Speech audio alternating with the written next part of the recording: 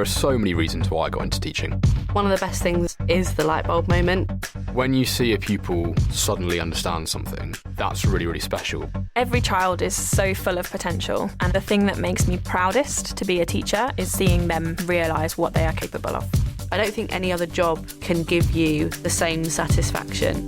That's why I chose to teach. You could get £26,000 tax-free to train. Search Apply to Teach. Selected subjects only, subject to eligibility.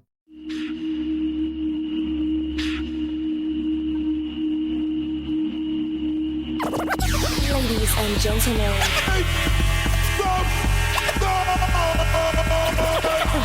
Podcasting since 2005. You were listening to Gamer Tag Radio with your hosts Godfrey, Pete Rock, Paris, Pasta.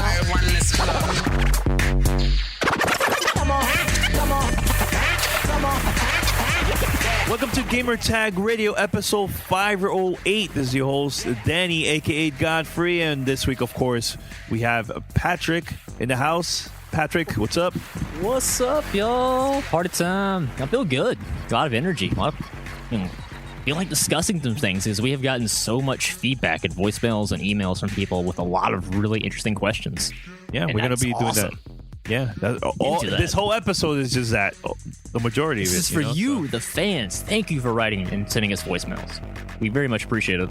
And also, we have Pete in the house. Pete. What's up? Wow. Why you sound so... wow, man. No, we got a lot of fan mail, so I got to get the deep voice going. That's true. Are you prepared? Because in the past few episodes, you were kind of not 100%. You're confident you're gonna make this right. I got it, man. I got the fan All right. mail. Okay.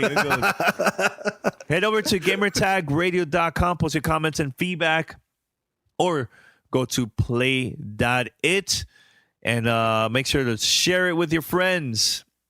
Spread the word, all that good stuff, and let them know about Gamertag Radio releasing 2 episodes every week. Give us a call, 786-273-7GTR. That's 786-273-7GTR. Emails, fanmail@gamertagradio.com. But this is a special episode because this is all about fan mail, my favorite part of the show. So let's do this. Fan mail. Fan mail at gamertagradio.com. Fan mail. And yes, I was Pete. The voice sounded a little bit better. But if you think he could do better, let us know. The next time I get sick, I'm stealing your thunder, Pete. Yes. Yeah. So which one we should go first, guys? First question. Voicemail or email? Voicemail? All right, let's go with voicemail. Sure, which one yeah, I know this is a lot. There's a lot of them. Should we go with I like this one. With Cicero? Great question from Cicero.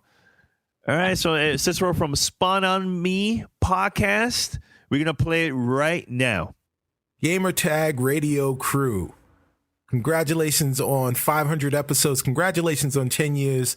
This is Cicero Holmes, a.k.a. Stubby Stan of the Spawn on Me podcast.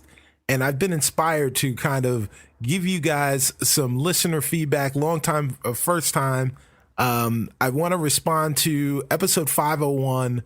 There was a talk about, not Destiny, it was Destiny Talk Radio, but there was a talk about between Danny and Paulston about the Nintendo NX and a response to a listener's question about an optical drive and how it's dumb for the optical drive to be removed. And I want to first address that guy and say that Nintendo consoles don't use optical drives for anything other than gaming anyway. So it's not a big deal that they're gone. You could play a DVD on your Wii U, on your Wii, after you inserted stuff and did that kind of thing. But people don't use Wii's for watching movies. And just in general, people just don't use physical media anymore. Barely are people buying Blu-rays. Barely are people even buying books. Everything you get nowadays is digital. I haven't seen a CD in, I don't know, this decade, probably. The world is going digital. The world is going streaming. So, you kind of have to get used to that. And then, if you want to use optical drives for different things, then you keep devices around that have optical drives. The other thing I want to address is Pauston saying that he believes that the next generation will have optical drives from Nintendo, from Microsoft and from Sony. And I want to on your show, you guys have Miss Cleo, but on our show, we have hashtag Stubnostications. And a hashtag Stubnostication for you, Patrick, is that there will be no optical drives in the next generation. This is the last generation of optical drives. We're not going to see them anymore. They're just a waste of space. They're a waste of energy, and they're a waste of money. We will not see we will not see physical media drives anymore. Optical drives are a thing of the past. They are a dinosaur. They will be gone, especially by the time the next generation of consoles will hit the shelves. The question that I guess I have for you guys is, let's expound upon what you think the options are for the all digital future and the reselling of licenses back to the community or back to the manufacturers of the software. Will we see services like EA Access where you can be part of their club? You pay $10 or $20 a year and they give you, 30% of whatever the cost of the game was as a credit, or you get it back from the console manufacturer. Like, how do you think that will work in the future? Do you think that that's something that is viable, and what do you think the service would be? Thanks a lot, guys. Have a good one. So most people say goodbye, but in Chicago, we say peace. So what are your thoughts, Patrick? He was basically calling you out. He did call me out. Cicero, respect your opinion. I will defend mine. I do believe we will have optical drives on the PS5 and the next Xbox, just because there still are a crap ton of people that use physical media for those systems. I could be wrong, but I'm going to go ahead and stake my little flag in the sand. I think this is what's going to happen, just because that's just how technology works. You can't just force everybody into a new system just like that. But again, something amazing technology, hardware-wise, could happen the next couple of years before these new systems comes out. That, completely makes it justifiable. It's like, oh, wow, we don't need, DVDs and Blu-rays anymore because, the streaming has gotten extremely faster. The internet, maybe your cable or internet provider is, eased up on the throttling and is giving you more access, higher download speeds. You're able to stream more things, so maybe we can see ideas that used to be like on live, which, ended up not working. Maybe things like that can come back because the internet's faster, the streaming is faster, and, we aren't as dependent on the physical media. But I do think, the used game market plays a factor in this. The entertainment industry plays a factor in this. Investors and shareholders definitely play a factor in this. We will have Blu-rays for at least one more generation. I'm pretty positive in that. That said, Nintendo's NX, though, all bets are off. I think they should go full digital, because I agree with this point, because a lot of people, they don't use their Wii for anything but gaming. You may use it for Netflix, but everybody uses something for Netflix these days. But in terms of pure gaming, Nintendo's first parties is probably the strongest out there, and it looks like they're showing no signs of slowing down. More power to them. They can go for it, because I think they'll probably also have the Wii U and whatever 3DS evolves into as accessories to that. We've already heard Sony say that they're not going to have another handheld, that the Vita kind of is dead, and they're not going to innovate in that. So, now that Nintendo dominates the handheld territory, it's just consoles for Microsoft and Sony now. And I just don't think they would alienate, I would say, a pretty sizable base of people that would not buy that system because they only have to buy digital games now. That's what I'm thinking. I know he also asked a question about the whole licensing thing. What are your thoughts about that? Pete, you want to answer that? Or I can't see why that would be a bad idea from just a business perspective. Makes sense, right? I know we talked about it last week, or in the last episode, with how GameStop is pretty much predicating their future business on the hope that being able to sell used games is still a viable business model. With everything moving towards diskless, I don't know how much longer a company like GameStop that predicates itself on not just selling that disc-based game, but the return potential of reselling, used games is, it's a major part of their income. So it'll be interesting. I think if something successful were to be done, I think it's a good idea to give some of that back to the manufacturer or back to the developers. Like if I know CD Projekt Red, they're their own distributor, etc. But somebody like an EA, where you've got people working on games and you kind of get royalties for games, whether it's bought new or used, kind of similar to, and I don't know in the film industry if people are, if actors and people that work in Hollywood get royalties based on based on used movies or TV shows. So it'd be interesting to see how that all would work out, if that's even a viability. I know, Patrick, we have another question. We have so many, but which one we should play next? Let's go to the PC gaming question. Yeah, you take that one up. All right, I believe that's directed to UPN Paris. Yeah, that's a voicemail that was left regarding PC gaming. So Danny, go ahead and hit play, and we'll cover that one as soon as it's done. All right. Hey, Gamertag Radio. This is John Bonvillian from Venice, Louisiana. New caller here. Just finished listening to episode 506, and was a great review of The Taken King. Been really taking my time with it, and for good reason. Anyways, my question to Paris and Pete Rock. I've got into PC gaming in mid-August and loving the hell out of it.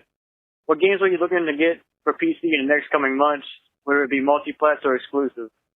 I know for sure I'll be getting Fallout 4, just to get an idea for future games I would look into to build on my new PC system.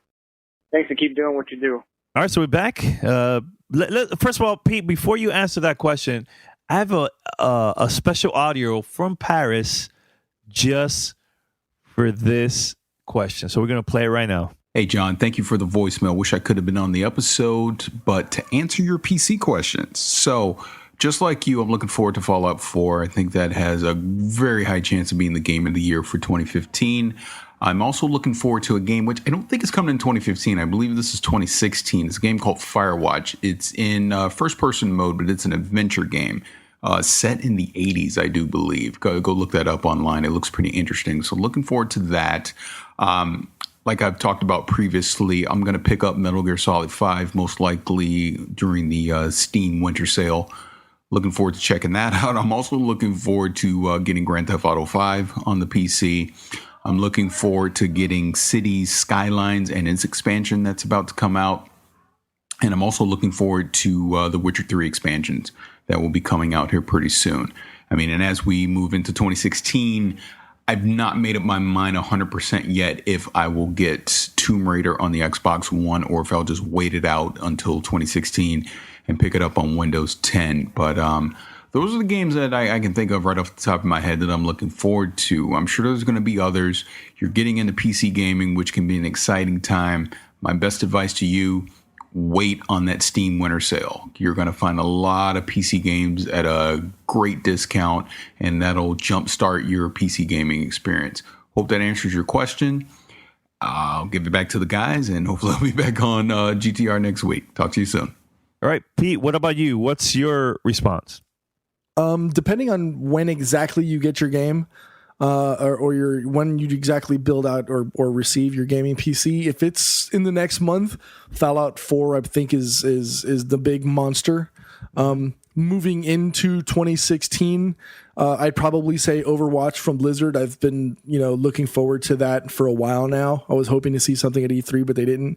But they did do something at GDC, a month or two ago. Okay. Dreadnought is another game that I'm looking forward to from Jaeger. That's a first-person shooter, but it's not a human first-person shooter. It's kind of like a space battle type game. It looks really, really cool. The particle effects on that game is amazing. So I think if that's your thing, that could be something. Dirty Bomb from Splash Damage is another game I'm looking forward to. It's similar to like a Rainbow Six first-person PvP type game. And then the one that I think everybody in the PC gaming realm is really, really looking forward to. And it's almost like the Detox from Dr. Dre, but he did pop out with Compton this year. So I don't know. There's hope. Cyberpunk 2077 from CD Projekt Red. Oh, man. Like, that game doesn't even exist yet, but like just that concept trailer just got me, oh, wow. And like, and to then me, that's obviously, Deus Ex on steroids almost. Right. And then I guess, just because I said that, I have to throw in Half-Life 3. But again, that's the unicorn.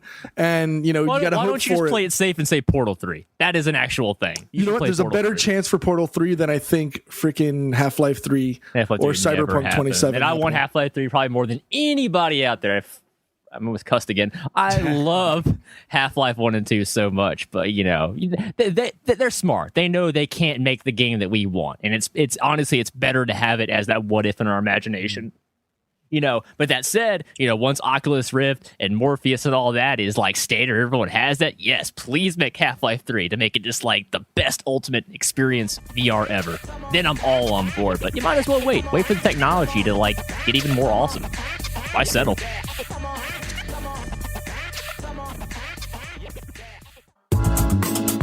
Your season-long fantasy football team may be going strong, but you don't have to wait until week 16 to get paid. Put your fantasy skills to the test every week this season at DraftKings.com, America's favorite one-week fantasy football site. With 1 week fantasy, there are no season-long commitments. Got an injured player? No problem. It's like a new season every week, so you're never stuck with the same players. And get this, DraftKings is crowning a new millionaire every week with this season. That means you could turn your love of football into the payday of a lifetime. Just pick your players, pile up the points, pick up your cash. That's it. Believe me, you've never experienced football like this before. This isn't fantasy as usual. This is DraftKings. Welcome to the big time. Folks, we've been saying it all season. DraftKings.com is a fantastic site. You don't have to be locked into a season-long fantasy football league. Every week is a new opportunity to win cash. So hurry to DraftKings.com now. Use promo code GamerTag and play for free with your first deposit in this Sunday's $1 million fantasy football contest, where first place takes home $100,000. Enter GamerTag for free entry now only at DraftKings.com. That's DraftKings.com. Voicemail 786-2737-GTR. All right, so I have this question came directly from Twitter, and his name is Bruce. Shout out to Bruce. Thanks for tweeting this question. He was like, "Hey Godfrey, what was the hardest part of building a fan base for Gamertag Radio?" To me, I think people not giving us a chance to like listen to the podcast just because we're not of one of those like popular or maybe mainstream podcasts. So that means we have to be working even harder to get that attention from people. Once you see those people that are just still supporting those that are always in the top 10, top 5. Like if you check out a lot of these gaming blogs that talk about podcasts, they always mention the same names over and over and over again. And if you see our name, is pretty rare, maybe because of the content that we release, like an interview or something, But I like when people just give us a chance, listen to our show and tell us, are we good or not? And, because of us working really, really hard, we have our community that support us no matter what, and they love our content. And look, ever since we made this announcement that we're going to be releasing, 2 episodes per week, every week, a lot of people got excited that listen to GTR, So that's the hardest part, man. Just people not giving us a chance because we're not one of those popular or mainstream podcasts. That's it, So, Patrick, pick a voicemail. Go for it. Let's go with Quentin's voicemail, number 4. Number 4. And let me play it right about now. All right, so this is Quentin from Oklahoma. I called, I left a message. It cut me off. So I'm going to try to keep it short and sweet this time and get straight to the point. I kind of got a little long-winded in the last message or last call. Anyway, so the point is, anybody who's complaining And this is in regards to the whole Nintendo NX not having an optical drive situation. Anybody who's complaining about a future of gaming where all sales are digital, you might as well stop playing games now. Listen, Steam sells millions of copies of all these games all the time.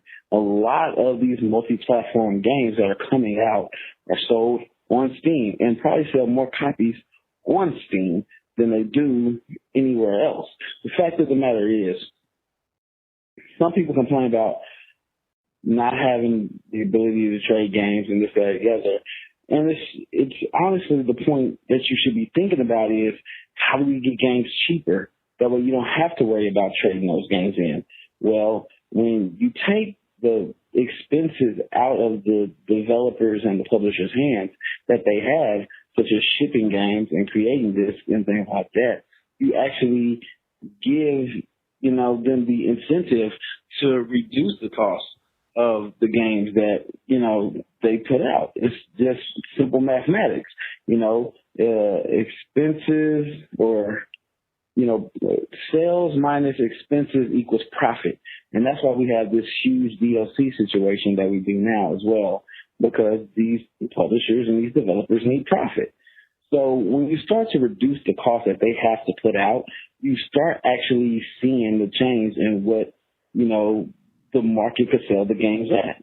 I just believe. I also do believe, how Danny was saying that, games used to not have a consistent price model. Games could cost whatever they wanted and the developers wanted them to cost. I think they should probably go back to that as well. And that makes more sense when you consider the amount of work that goes into some of the games. Grand Theft Auto should not cost $60. That game is amazing. That game should cost $100, and I would pay $100 to play it. I actually bought the collector's edition myself.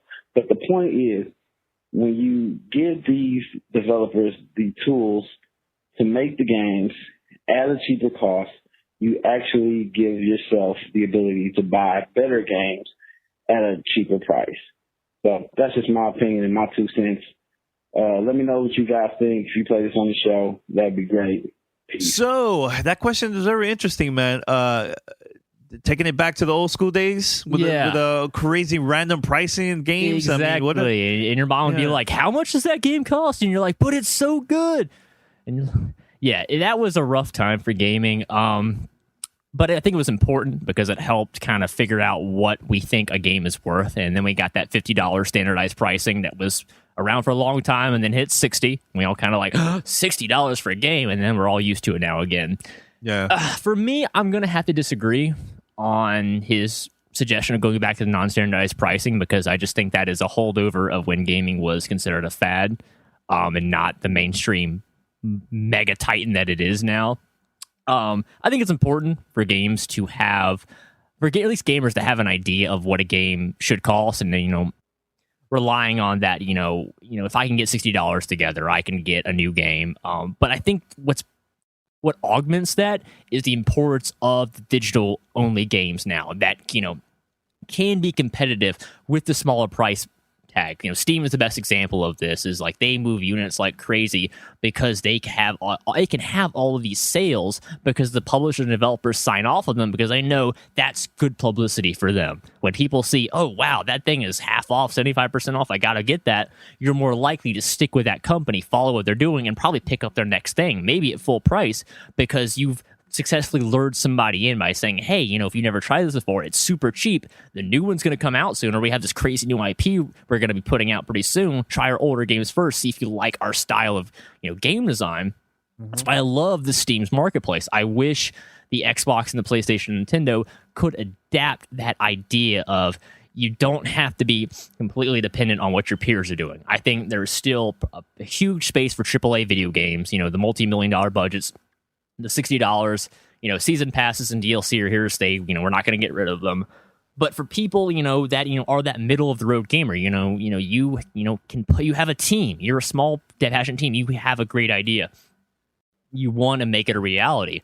Having that, flexible price structure, I think, is very important, because then you're allowing the consumers to say, okay, here's our feedback. They can say, I think that's a bit too much. I mean, they can go re-examine, what their game is, add more content. Is this worth $40? Is this worth $30? I think that's better, in my opinion, than going back to the idea of just publishers just willy-nilly decide, like his example was good. I mean, he would pay $100 for Grand Theft Auto 5 because he has that much fun with it. And I would agree, I probably got maybe $200 worth of, that hypothetical value out of that game, how much I played it. But I think that $60 is important because there's a large amount of people that aren't the hardcore would be intimidated by that unusual pricing structure if it returned. Because, it was very... It was even for a kid. It was very confusing. You had to rely on asking for things for Christmas.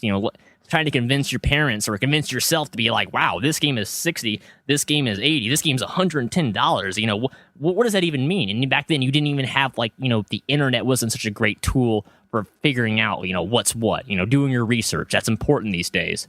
But I think having the middle of the road and the cheaper games is very important because it allows growth in the industry. And Steam and PC gaming is very alive, very healthy with that idea. I would love for consoles would embrace that going forward because there's a lot of cool experiences that are still only limited to PC that you couldn't tell people on console about. I gotta jump in and battle you. No, go in. Oh no, here goes. Just because, all right. So I know GOG is doing they're doing this like 33% off on Wolfenstein, and we're talking $13.38 for like 2 games.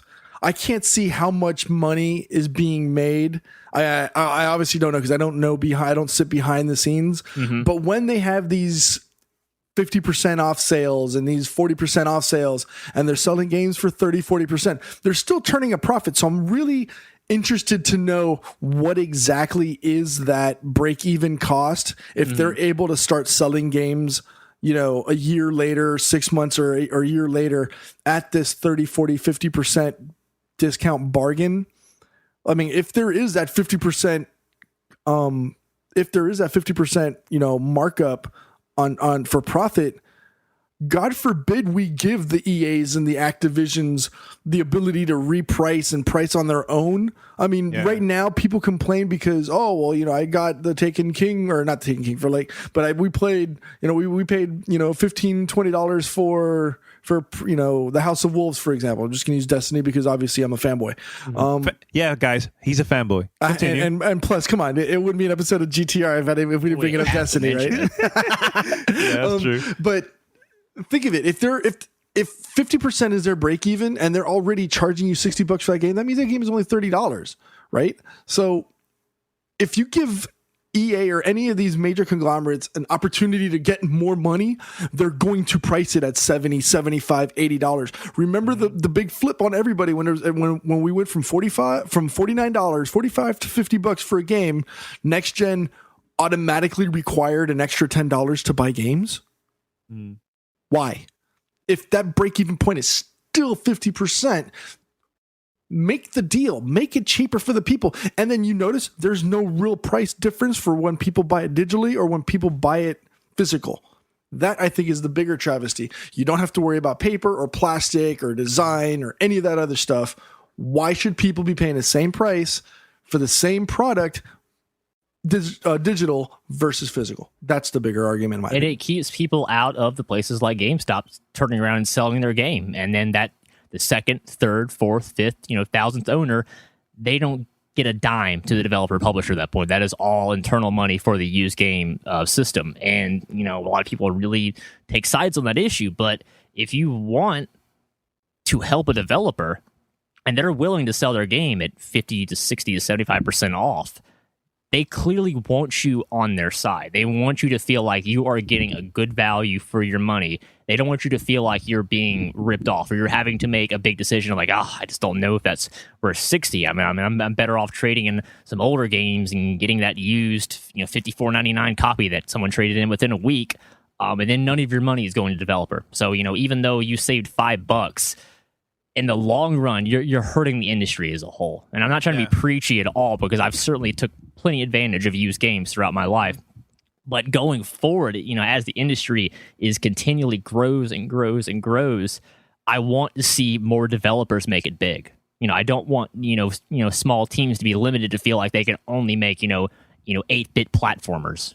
I want them to feel like we can license the Unreal Engine 4, we can license the CryEngine. There's a lot of tools out there. You don't have to make your own game from scratch. There's a lot of tools available to you to make the things you want to make. So now the limit is on your imagination, your design ability, your artistic ability, your programming ability.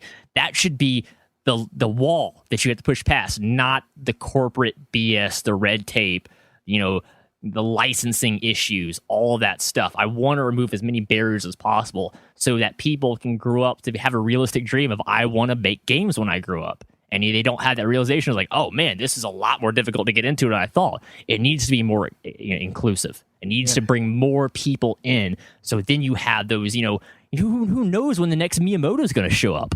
Who knows when the next Kojima is going to show up? People like Ken Levine, people like that, the visionaries, the people that make us go, we point at them and go, look, this is our Spielberg, this is our Citizen Kane kind of stuff. We are just as much as an art form as anything else on the planet. And in a lot of cases, we're more fun for the most part, too. That's what I think we need to push. We need to get more people interested in supporting the industry, and because that motivates those kids to go to school and be like, I want to make games. I know I can do that now. All these doors are open for me. I just have to take advantage of it. So I'm all for more independent developers. Another thing too, Pete, like the reason why a lot of these companies are having, let's say, these games that they're having it for cheap. Like, for example, The Last Tomb Raider, you could either get it for free or get it really, really cheap online or in different stores. And the reason why they're doing that is because that's a great way for them to push the next game that's coming out and hype it up. Or like Mirror's Edge. Now the new Mirror's Edge is coming out sometime, hopefully next year.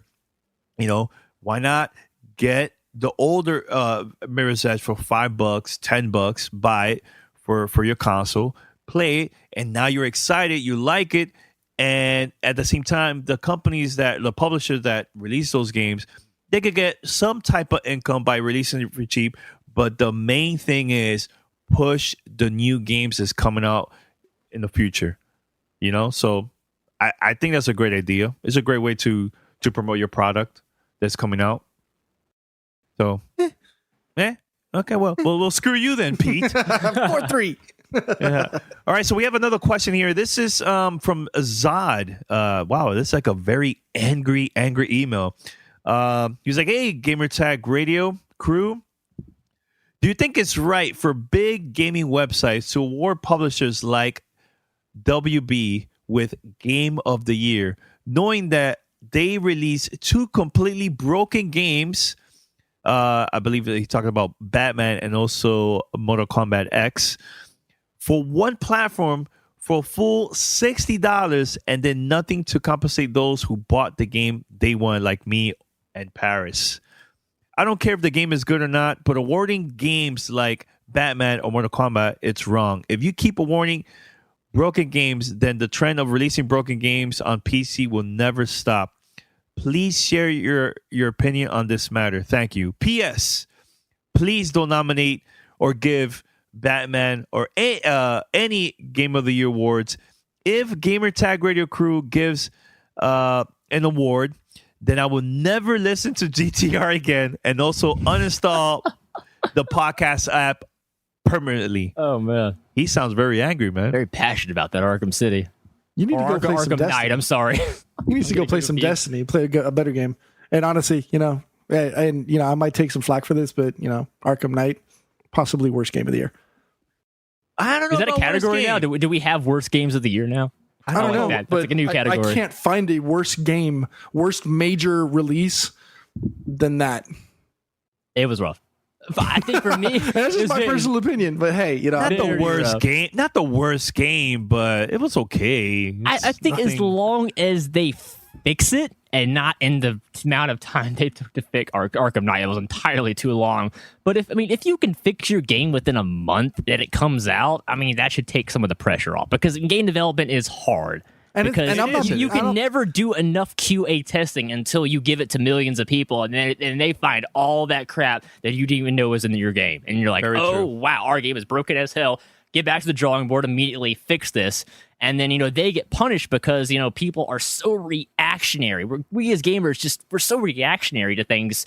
We respond immediately to what it's like at launch, even though pretty much anything that comes out at launch is going to have issues of some kind, especially something digitally or as an online component. And I'm not excusing them at all. It's wrong to notably, like they did in Batman's case, release a product that they knew was screwed. They should have kept it under wraps, made the PC version, finish it, then release it separately. But that the investors and the shareholders, unfortunately, have way too much say in these decisions, and glad to them because they're not hardcore gamers. So meh.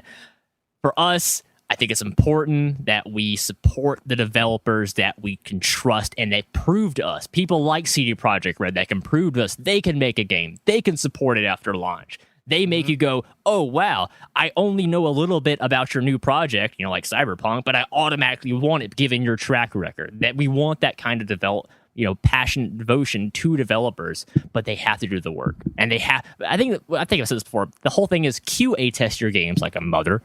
Spend more money than you think you should on QA testing to guarantee you minimize this as much as possible. Because, Fallout 4 is going to be amazing. We all agree on that. It's going to be buggy as hell when it comes out for like the first week until they get some patches out. The Witcher was buggy when it came out. Buggy. Every game's buggy when it comes out. But, the people that are on the ball, the game goes gold, immediately they go back to the drawing board and they're like, all right, let's get a patch. Let's get a day one update available for the gamer. As soon as they plug it in, we fix the majority of their game-breaking problems, and then we take their feedback after that, bit by bit, and be like, oh, we didn't even know that was an issue. Let's go in and fix that side quest, or let's go in and fix that monster encounter, things like that.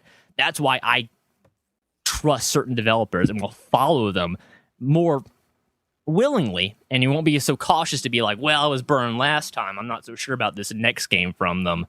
But if you show me that you're willing to put the time and manpower and the money where your mouth is to prove that you treat us seriously, we're your fans. You're making these games for us. You're a business, absolutely. You're making money. But if you just treat us as just dollar signs that once you push that game out the door, you're done. You move on to the next thing. You're not going to last long in this industry. That's why I always say, do your research before buying a game. Forget about the hype. Yeah. Because at the end of the day, it's going to hurt all of us.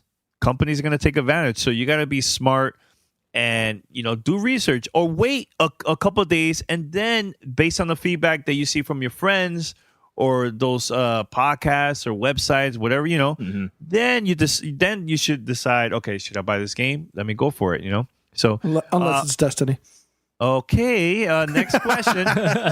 This is a feedback. This is from Omar. Shout out to Omar. Thanks for the email. Hey, Gamertag Radio, just wanted to thank you again for giving your fans a second episode 2 weeks in a row.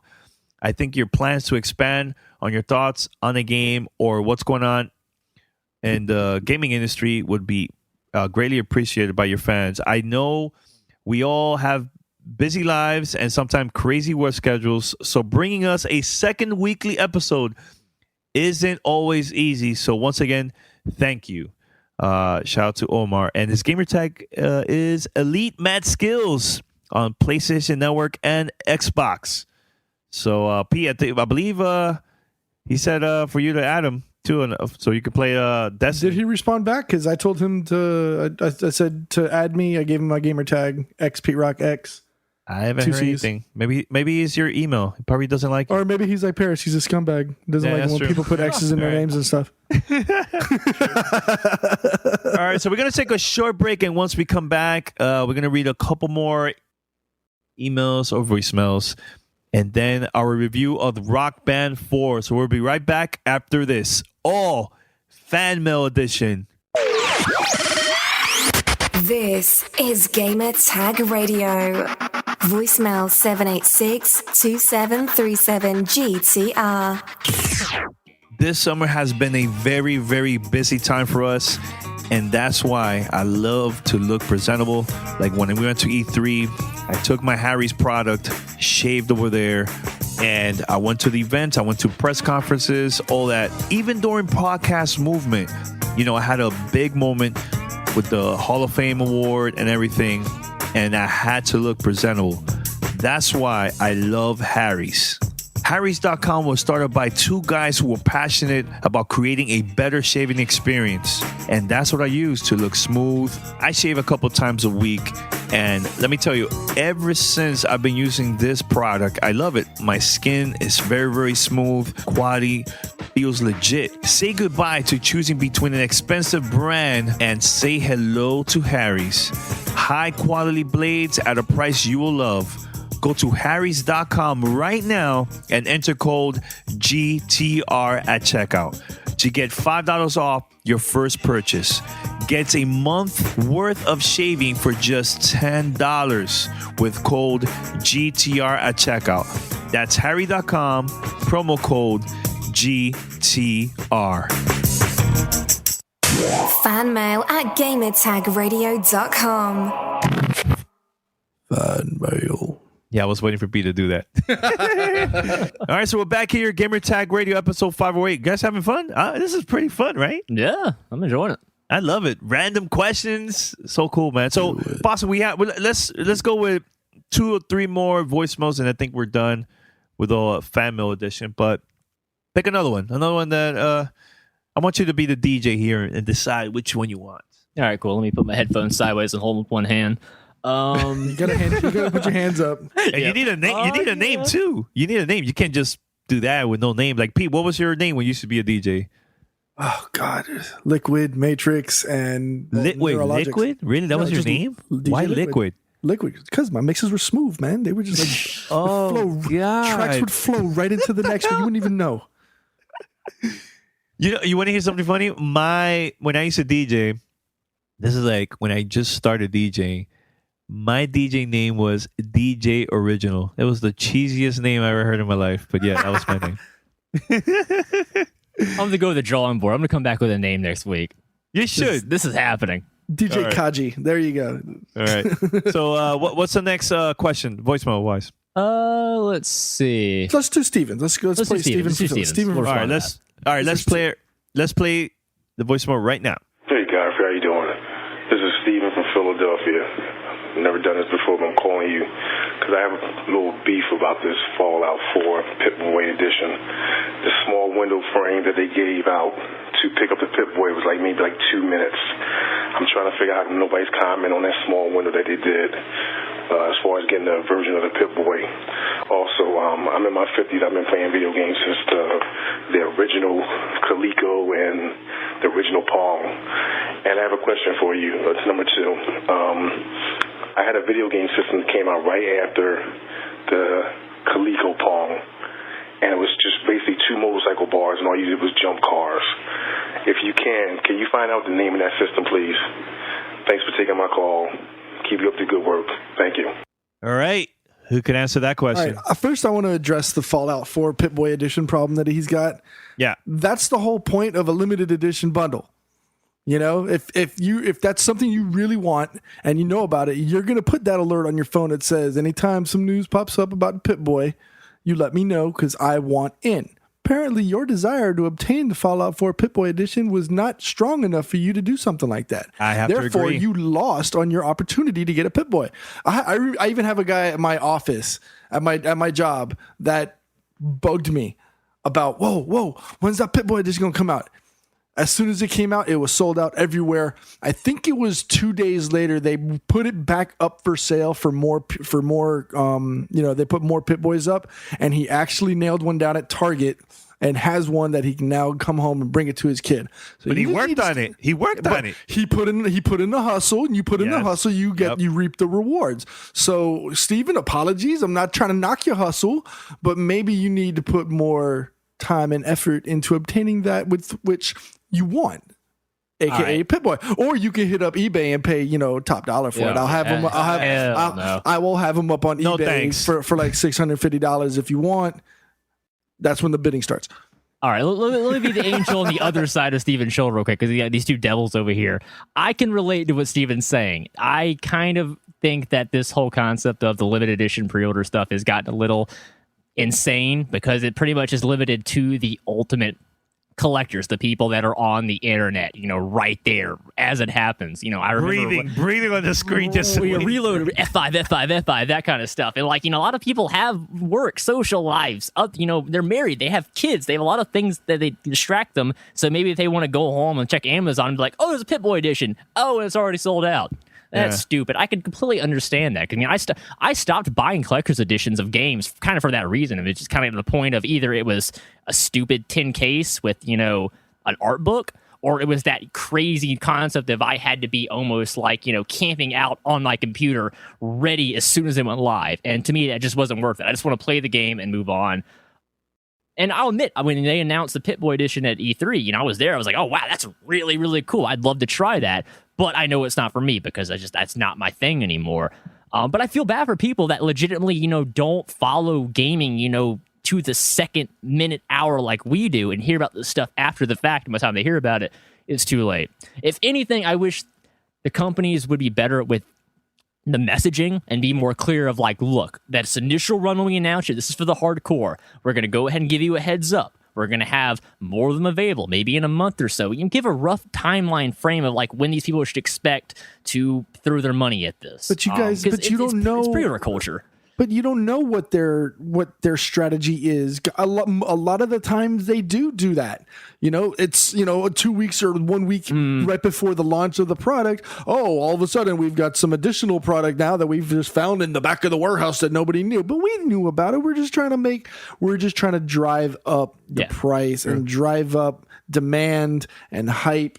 Because God knows, up until what is it, November 4th, I think is when it launches or whatever? Nobody really has an eye on Fallout until, or not, and it's not just Fallout, it's, specific, but most games that have an early announcement, right after that announcement, the desire and the hype falls down until something pops up with, a month or two, because I think, what was it? Levine just had a talk and now everybody's talking Fallout 4 again. So, It's supply, demand, and marketing. Yeah, that's how this country works on everything. You're right. You're right. I guess here's my solution, because for me, I don't think you can give. For me, I'm not going to give an opinion without a solution. For my solution to that problem is you have an initial launch lineup for the hardcore that follow it religiously, and then you go ahead and make the announcement. We will have a certain limited number of these available that we're only going to sell the day the game comes out. So they don't if you need, want they don't need, the day that comes that's out, not smart. Sorry, I go disagree. camp out for it, because then you know that you have that backup option. I don't think there's anything wrong with that. You know what it is, Posson? By you mentioning numbers, how many copies you have? No, you don't say numbers. You just say, you use the exact words I just said. We have a very limited available amount that will be available at launch day. You need, and it's not a pre-order thing, it's just we're going to ship them to the store that day. You need to be one of the first people there when the store opens at midnight or when they open in the morning to get it.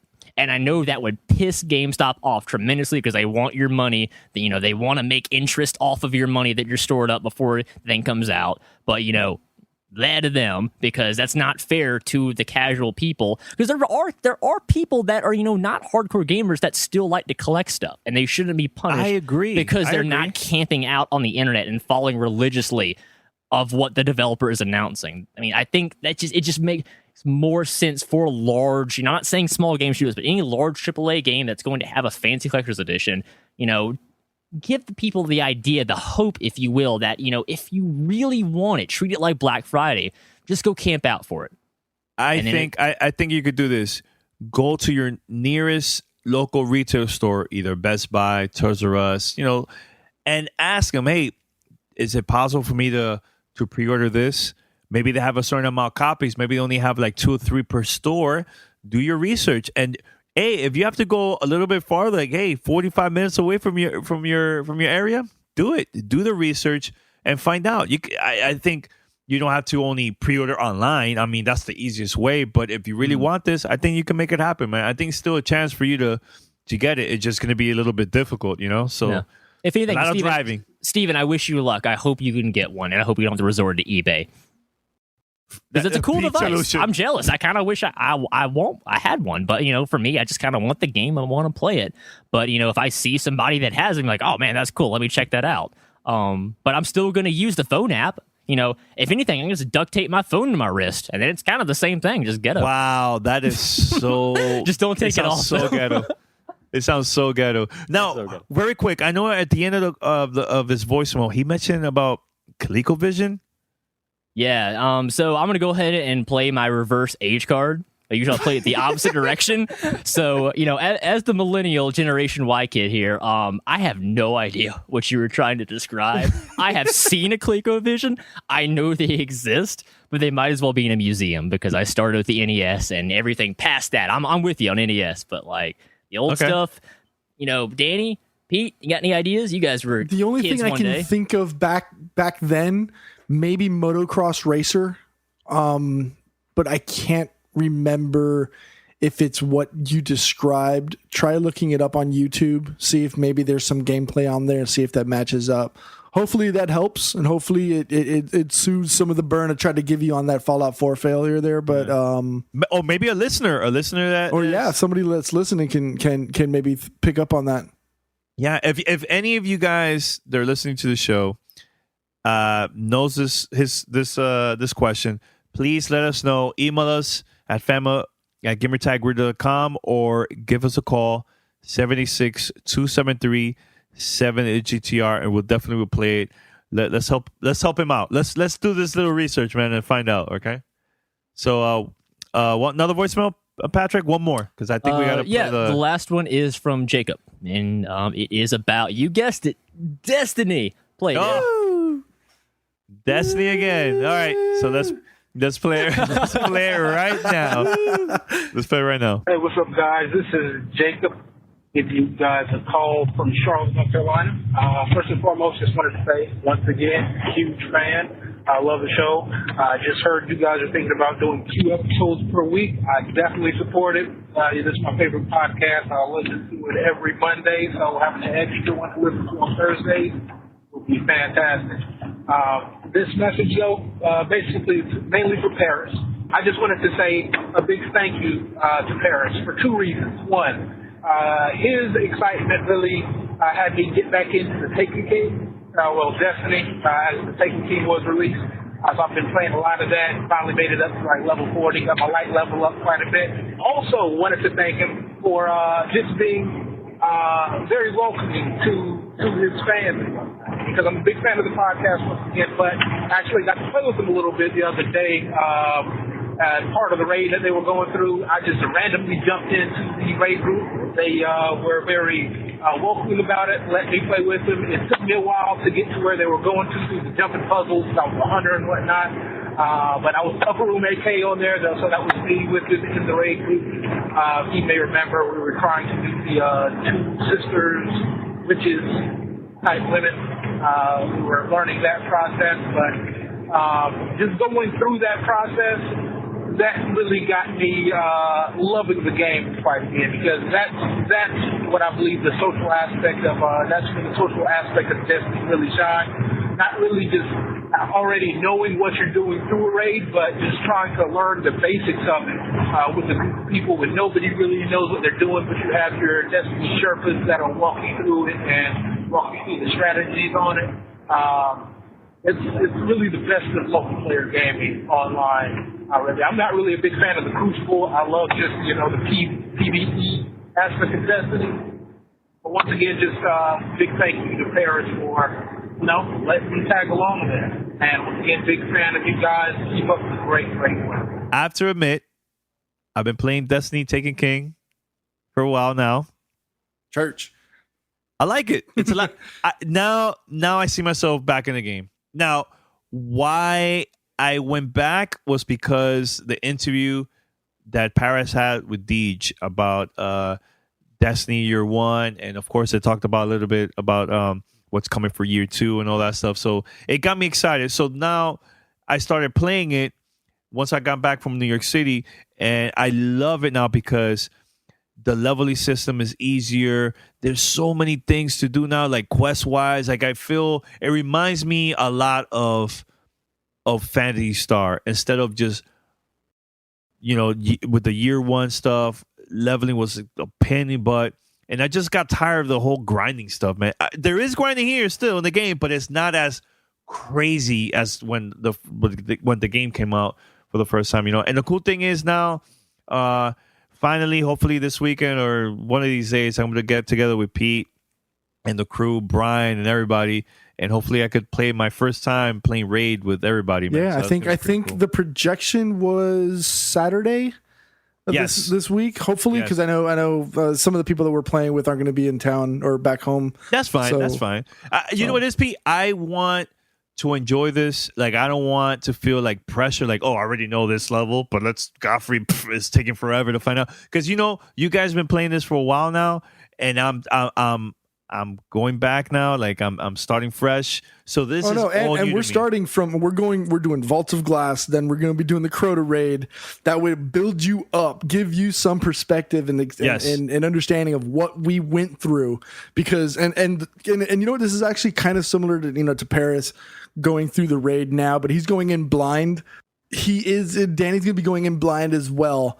But we're going to have my experienced crew, the A team, Paris, helping Danny out and letting him experience this as much as he can firsthand in a somewhat blind scenario as well. We'll be there for support, but we're going to let him try to drive. We're going to let him drive the Destiny mobile for the raids. And please, guys, no kicking me out, please, because he is well known for that. He is well known to kick me out many times. Get your light level up, man. If you ain't get your level up, man. Put in work. Do work, son. Do work. So now let's answer the question. I know we took so long to. Pete, you want to answer this question? What's the question? It wasn't a question. It was just thanking Paris for sorry, the raid with him. Yeah, see? Yeah, it was just Destiny. That's all you had to say. Boom. Okay.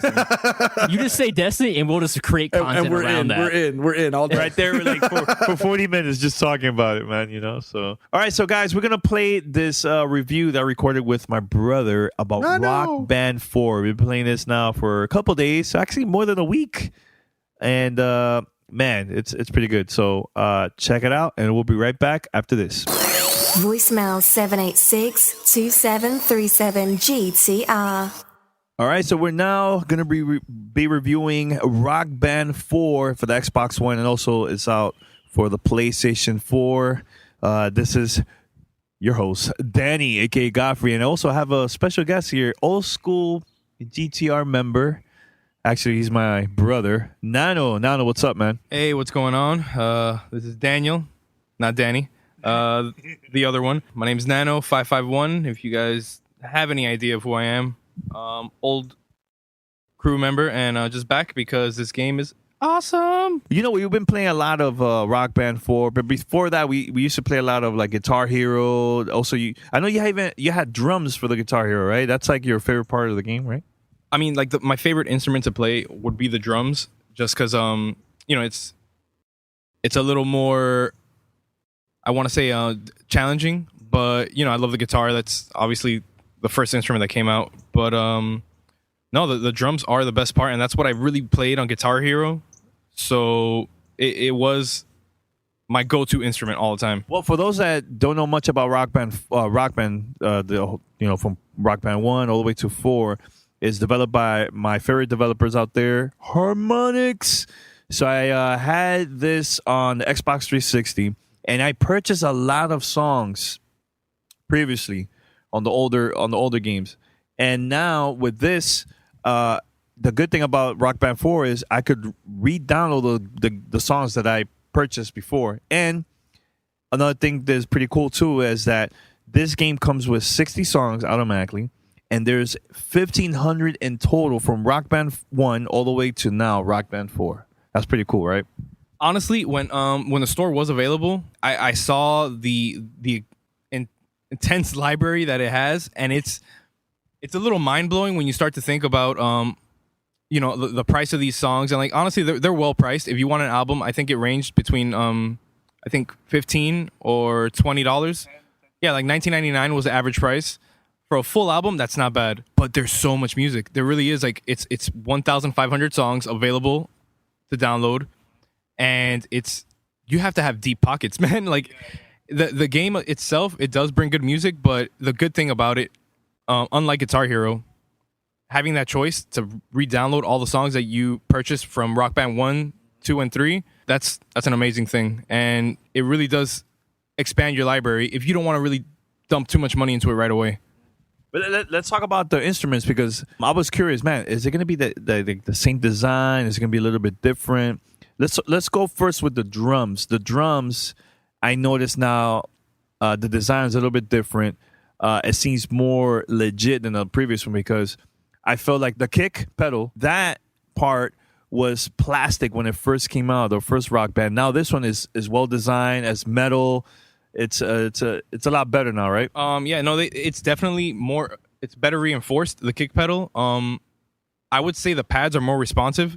With the first Rock Band, I was never a big fan. That's why I kind of like gravitated towards Guitar Hero, just because it didn't feel like it really responded to you hitting the notes, and there was a latency in the response time of the pads that it just didn't connect, and the song didn't feel natural. Like this one feels really good. Like right off the bat, you know, like I jumped the gun and I jumped straight into hard, but it really was. It wasn't hard to get into it. You know, like the first song, you know, you'd have to get the rhythm back because it's been such a long time since you played one of these music games. But it felt great. Like the buttons on the guitar, the pads on the drums, even like to the mic and the vocals, everything feels so fluid, and it's a better experience this time around. The best part, minus the mic, everything is wireless. There's no more cables and stuff. Now, if you have the older instruments, you could purchase the game separately, like in the store, so you could download the actual digital version and buy an adapter, which you could connect your older instruments from the previous game, and it also will work too, which is great, in my opinion, you know, if you want to save money. If not, you want to try the new ones, I believe it's $249 for the drum, guitar, and mic and game. And if you just want the guitar and the game, that one is going to be $149. So I think it's worth it if you do want to go, you know, all next gen, you know, brand new instruments and everything, man, too. So now, gameplay wise, they added a couple new features. I like the guitar solo, really cool. I didn't really understand it at first, but once you get the hang of it and you go crazy, you get a lot of points, and that will help you also get more points for you and your band and stuff, man. As for the drums, they did change the like the drum fill section, just because you know, naturally not everybody that picks this game is going to be a drummer or a professional drummer, and that's the one instrument in the game where you have to develop some sort of rhythm, and it will lead you into playing real drums eventually. Like if you really do feel like you're getting good at the game, buy yourself a real drum set, you know. It does open that world up to you. They do have better drum solos now, where, you know, it's, yeah, for drum fills, a lot of people don't know what a good fill sounds like, and it's hard to like really just naturally know boom boom bum bum, like all those like hits. And in this game, they give you arranged fills, so you feel like a real drummer, and it'll always sound good. Then again, you could, if you want to freestyle it, you can go back to the options, and under the drum option, you could set it to the old school Rock Band where it was just, you know, you do it yourself. So I think that's a cool feature, you know, for people that aren't too musically inclined. You know, you have that option to freestyle it yourself or go with the game, which is always going to give you a good sound. All right, there is the new feature too that you could, let's say your party mode, you could get everybody, your friends and stuff in the band. You could join the band. You're like, let's say you have a party at home, karaoke night. Your friends could join in, not interrupt the song. They could jump in or drop out whenever they want and continue playing, which is cool. And I like the voting, that you could vote the type of songs that you want before it goes to the next song. And let's say all of us, we have different choices. We pick different choices, or we could pick more to see what other songs are available in that set list. And once you pick, it randomly would choose one, and you continue with the game like that. That's pretty cool. I never seen that in the previous Rock Band stuff, man. Rock Band games. My favorite thing about this game is no matter what instrument you pick, whether it's, you know, you're playing the guitar, bass, if you're gonna play the drums, or just grab the mic and go nuts and start singing, like, you have fun with each item, with every instrument. Like it's not a boring experience. They give you so much range and a freedom, like, to just have fun with the game. And I think, like, even like I grabbed the mic for a while, for a few songs actually, and as you can tell, I have a beautiful voice, but it's it's pretty forgiving on hitting the notes, because nobody can hit some of those notes that the rock bands have or like vocalists hit. But it's fun, it's you get a really awesome like catalog of music, and you could just have fun with every instrument, from guitar, which is the original instrument for all these music games, to the drums, which is a little more difficult, probably the most out of all, and the voice, the vocalist part, which is with the microphone. That it's all fun, and it's a game that like it's great for a big group. If you're playing by yourself, if you wanna just jam out, or by yourself or with friends, it's something that it's easy to pick up and people will love it right away. Let's talk about the songs. One song that surprised me that I was not expecting that song to be difficult was an Elvis Presley song. Do you remember the name of that one? Oh man, no, the Elvis song. I think we have the list here. The Elvis song it's just weird. Like the tempo was all off for me at least, and I'm not a big country guy, but like I said, you don't have a bad time playing any of this music. All right, the Elvis Presley song is Suspicious Minds. I personally don't know a lick about Elvis. Like, aside from him eating peanut butter and jelly with bananas and bacon, like I don't think I know anything about the guy. But the music is fun, and they have a really good catalog, and they picked awesome music for this game. Yeah. What about the songs that got your attention the most that you never heard of, or songs that you do like? Because you play a lot of drums and you're playing it hard. So how was it? Those particular songs that you like from drum wise? I'm not a huge fan of like the really poppy rock, like Fall Out Boy, or other songs. All right, okay, a perfect example: Fall Out Boy, U2. I'm not a huge fan, but again, it's fun to play it. Like, you might not listen to it in your car, but once you get into it and you start hitting those notes and playing the song and playing along with the rhythm, you fall in love with the music. And I think this game really it does a good job of expanding on what the original music genre of video games does, and it involves you into the music. I know right now we're playing this part of the game. We're on tour, going to different cities, playing. I love the crowd pleaser. Like, the people were like, "Hey, Encore, come on, play another song." You pick another song if you want to get more fans, or you have a choice. You could get more money. So here's the thing: throughout the whole game, you have a choice. Like, there was one part of the game that you meet this like a fashion blogger, and she's gonna give you like great outfits for your the band and stuff. And the thing is, it's gonna help you money wise to get more money, but at the same time you will lose a lot of fans. Or go in the indie, worry about getting more fans and not worry much about getting the money. So you have a choice at least. So it's pretty cool. Or maybe a manager. You probably will get a manager, and he will tell you have to play these type of songs at the show. Or you rather do that, or pick another one that, this is my favorite part, is forget about what he wants, what the crowd wants, and that will help you also get more fans and stuff. But Nano was more into the, let me get more money because I want to fix my character, or get better instruments, or fix the whole band up. Get a better car or something like that, right? Honestly, I'm gonna tell you straight up, if I was a rock star, I would sell out the minute I got one fan. I'd sell for the money. Screw it, I'm gonna play whatever the corporate America wants me to play, and that's my route. But Godfrey was really into getting fans and going the underground route, it's understandable. And honestly, it was fun because we argued for a few seconds, and you have to pick a side. And once you pick it, you still play the same music, but it's fun to like take your band on that trip and go through that like mini adventure of, you do it for the love of the music, or you do it for the money. He's like, money.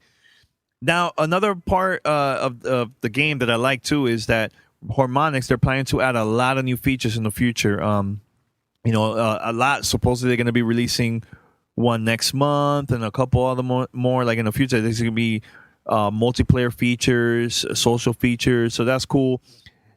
Harmonix is really looking at this game as like, we're going to go all out, and they're going to have a lot of new stuff.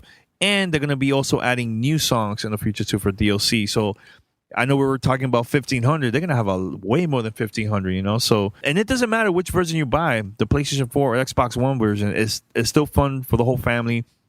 Great thing if you want to get together a group of friends at the house. You know, beers, and you just enjoy it, man. Enjoy it. Pick your songs. You know, and it's great. I highly recommend it for the holidays, especially, man, for the family. You know. Oh no! Like honestly, if you're planning on buying this as a gift for the holidays, this has got to be number one on your list. Like, this game is fun for everybody. It's one that involves, you know, the entire family. It's and it's fun. Like, if you want your kid to be more into music and just learn more about rock and roll and like hear some good music, then this is a good way to get them into it, because it involves them with video games and like classic rock that you like to listen to, or music that they wouldn't really pick up on the radio. Like you don't find it anymore, you know. And it's from like bands like Avenged Sevenfold to Elvis Presley. You know, you have such a wide range of music in this game, and it's awesome. You know, it's fun. It involves everyone, and it just hits every good point of what music is. I know there was one part that you were talking about to me behind right before we started recording about the drums and the future that we're adding some stuff for the drums. Very quick, you want to say that before we wrap it up? Like I said, I'm a big drum advocate, and that's the instrument that I drive to the most in these games. My big thing was the Ion drum kit.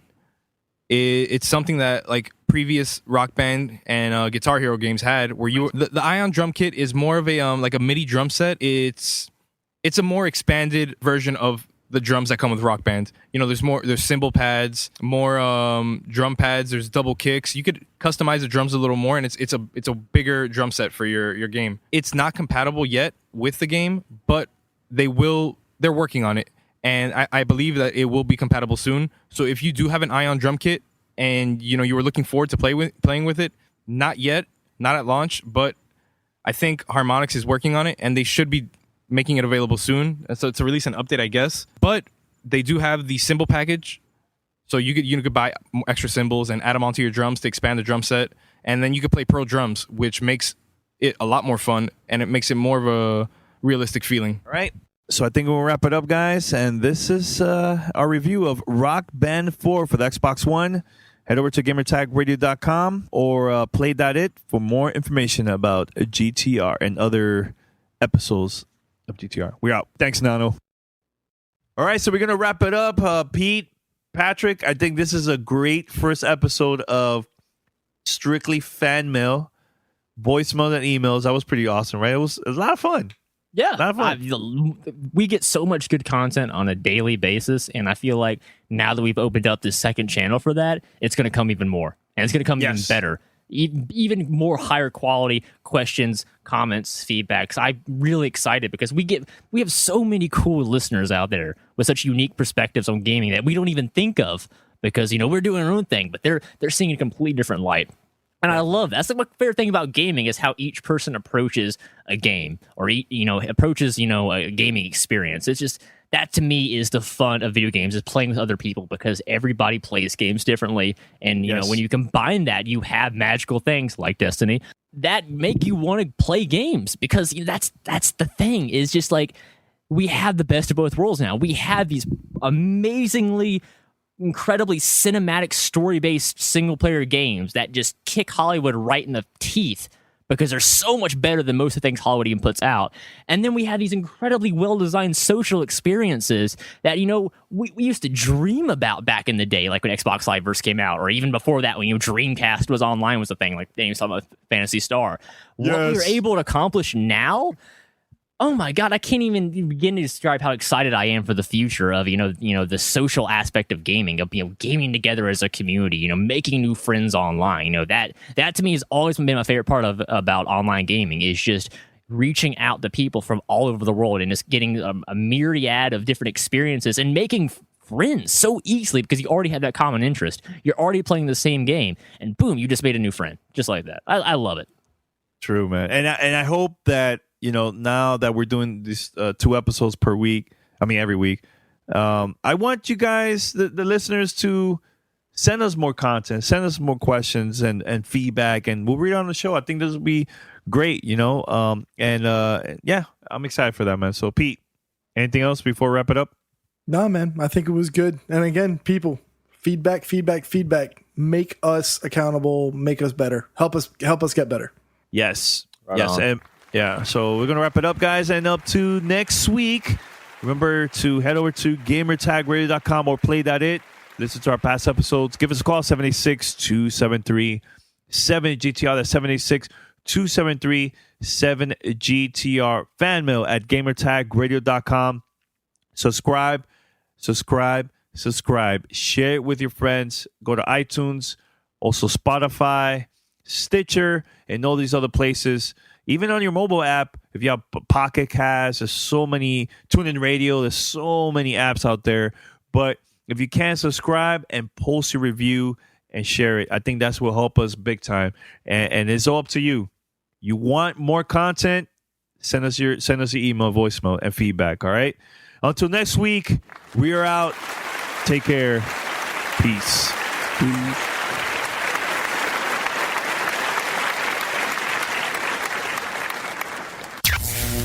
You're listening to Gamer Tag Radio. Be sure to like us on Facebook. Follow us on Twitter. Thanks for listening. Tune in next week.